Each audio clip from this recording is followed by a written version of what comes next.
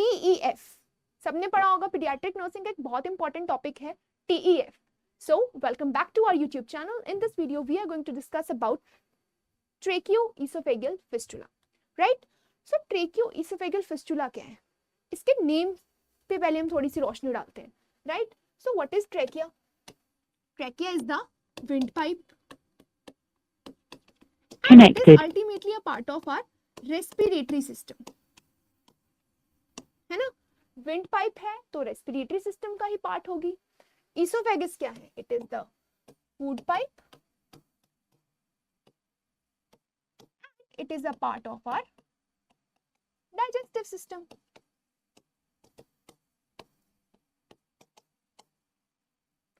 अब respiratory system और digestive system दोनों ही डिस्टिंक्ट सिस्टम्स हैं हमारी बॉडी के. There is no connection ideally in the normal human, normal anatomy, normal physiology में there is no connection between the digestive and the respiratory system.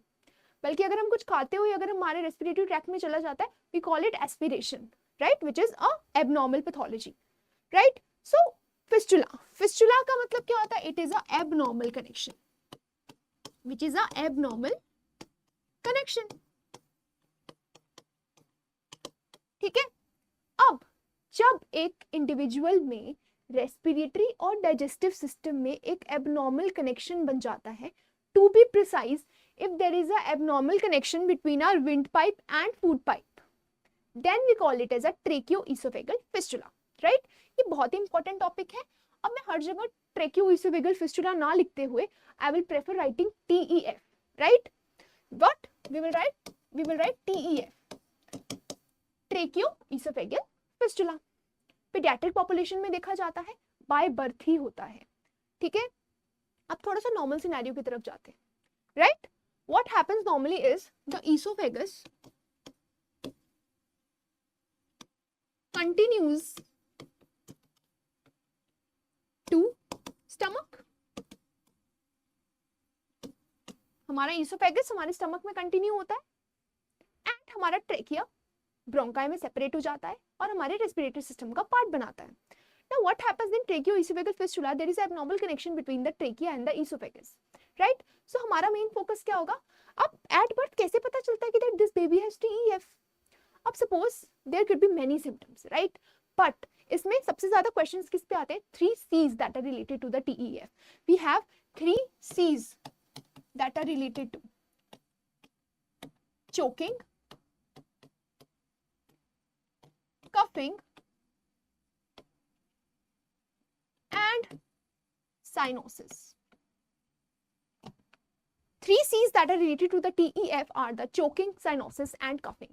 अब जब baby born हुआ, baby को फीड कराया जाएगा, तो बेबी विल चोक. ठीक है. चोकिंग का सिम्टम देखा जाएगा. The baby will cough out the feed. The baby will be cyanosed. Cyanosed क्यों? हो सकता है उसने एस्पिरेट कर लिया, उसको साइनोसिस ही होगा. सो ये 3 क्लासिकल सिम्टम्स होते हैं which is related to the 3 C's of the TEF. और कौन सा सिम्टम देखा जा सकता है? अब देखो, अगर हमारे ट्रेकिया और ईसोफेगस में कुछ कनेक्शन है, that means what? That means if the जो trachea और esophagus में if there is a abnormal connection, if the trachea and esophagus has a abnormal connection, that means जो trachea की air है, somehow it will find its way to enter our gut. Then the baby will have a classical symptom of severe abdominal distension. Baby का abdomen will be very distended, right. अब जो food content है, अगर वो हमारे respiratory tract में चले जाएंगे, then the patient will have what? The patient will aspirate. And aspiration का सिम्टम क्या होता है? We have respiratory distress.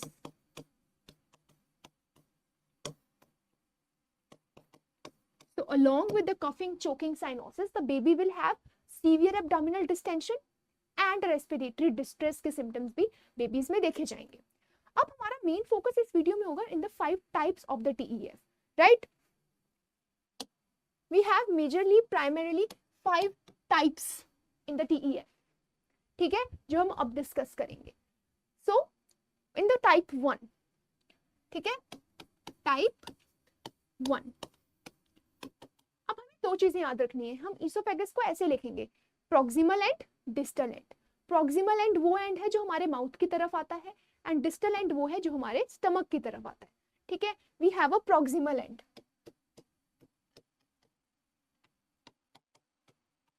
And a distal end of esophagus, ठीक है। प्रॉक्सिमल एंड का मतलब क्या है, प्रॉक्सिमल एंड वो एंड है ईसोफेगस का जो हमारे माउथ की साइड है, and distal end is which is towards the gut, ठीक है।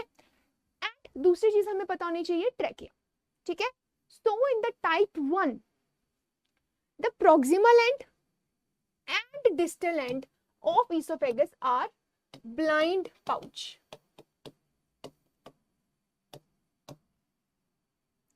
with no connection to the trachea, ठीक है, with no connection to the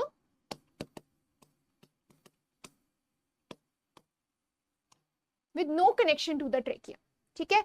proximal end and the distal end of the esophagus have no connection, they are just a blind pouch, ठीक है। कैसे, अगर ये proximal end है, ये distal end है, तो इनमें there is no connection, they are both ending as a blind pouch, and जो उनके adjacent में अपना ट्रेकिया है उसके साथ भी उनका कोई भी कनेक्शन नहीं है, then it is type 1 type 1 TEF, ठीक है। type 1 TEF में क्या है, proximal distal end of the esophagus are blind pouches and there is no connection of esophagus to the trachea, but underdeveloped है, ठीक है। अब सपोज टाइप 1 का बेबी जब फीड करेगा तो वो चोक ही करेगा, because there is no end where the ingested feed will go, right? So moving on to the next type 2, ठीक है। उसके बाद हमारे पास आता है टाइप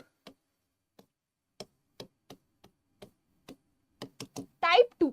अब टाइप 2 में भी क्या होता है, टाइप 2 में भी हमारे ईसोफेगस के दो एंड्स हैं, ठीक है, proximal end and the distal end, proximal end and the distal end, and we have a trachea. अब proximal end will form an abnormal connection with the trachea and distal end remains the blind pouch. So I will label it more precisely. This is the proximal end. This is the distal end and this is the trachea. अब type 2 में क्या हुआ, the proximal end of the esophagus has made an abnormal fistula with the trachea. This is type 2. This is also a very rare classification of TEF. बहुत ही rare होता है कि ये देखी जाए, ठीक है। So proximal end made an abnormal connection with the trachea. This is type 2. Proximal end connected है। Moving on to the type 3. बहुत ही कम differentiation है, but अगर हम statistics की तरफ जाएं तो third is the most common type of TEF, ठीक है। थर्ड जो टाइप 3 है, it is the most common type of TEF। Third is the most common type of TEF, तो थोड़ा सा डिस्टिंक्शन है इसमें, ठीक है। If we move to the type 3, ठीक है, टाइप 3 में व्हाट हैपेंस इज, ये प्रॉक्सिमल एंड है, ये डिस्टल एंड है, एंड ये हमारा ट्रेकिया है। Now what has happened is हमारा जो distal end है उसने एक abnormal connection establish कर लिया है with the trachea. Now what has happened is this proximal end,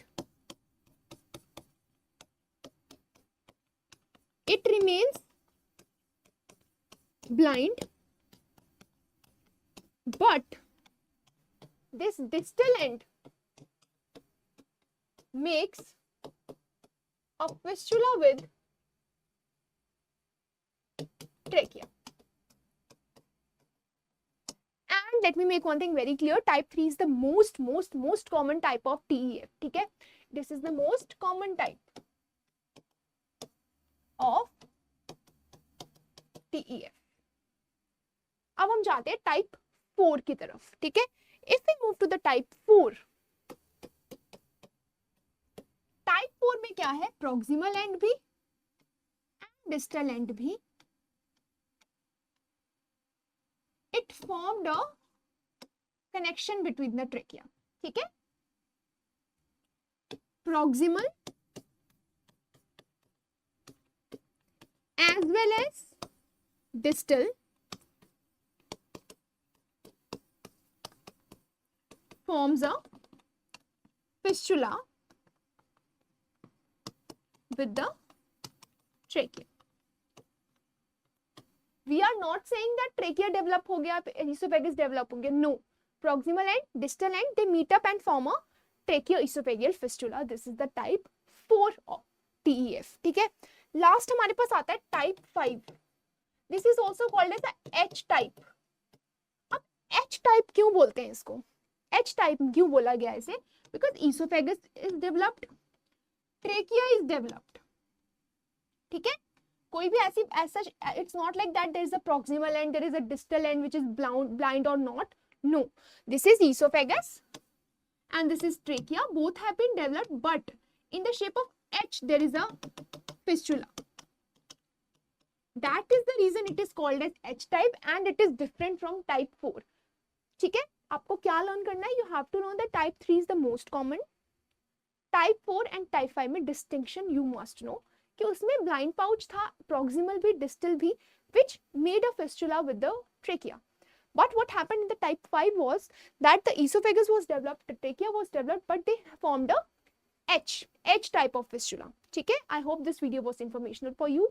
Thanks for watching. Subscribe for more. Thank you.